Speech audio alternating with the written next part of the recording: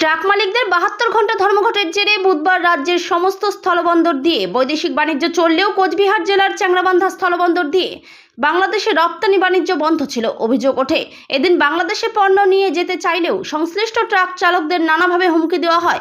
আন্দোলনকারীদের একাংশের তরফে তাদের অকথ্য ভাষায় গালিগালাজ করা হয়েছে, এমনকি নিগৃহীত হতে হয়েছে বলেও অভিযোগ ওঠে। এ নিয়ে অভিযোগের কথা পৌঁছায় প্রশাসনের কানেও। এতে বাংলাদেশের রপ্তানি বাণিজ্য বন্ধ হয়ে থাকে। এই বাণিজ্য বন্ধ থাকায় নড়েচড়ে বসে প্রশাসনও। তাই বৃহস্পতিবার সকাল থেকেই ময়দানে নামে মেখলিগঞ্জ পুলিশের কর্তারা। সেখানে SDPO Ashis P Subba, OC Manibhushan Sarkar, সুবিধা পোর্টালের ওসি ডাম্বল ছেত্রী প্রমুখ ছিলেন। পুলিশি নিরাপত্তার মধ্য দিয়ে এদিন বাংলাদেশে পণ্য পাঠানো শুরু হয়। চ্যাংড়াবান্ধা এক্সপোর্টার্স অ্যাসোসিয়েশনের সভাপতি মনোজ কানুক বলেন, গতকাল রপ্তানি বাণিজ্য বন্ধ থাকলেও বাংলাদেশ থেকে আমদানি বাণিজ্য চালু ছিল। বৃহস্পতিবার আমদানি ও রপ্তানি এই দুই বাণিজ্যই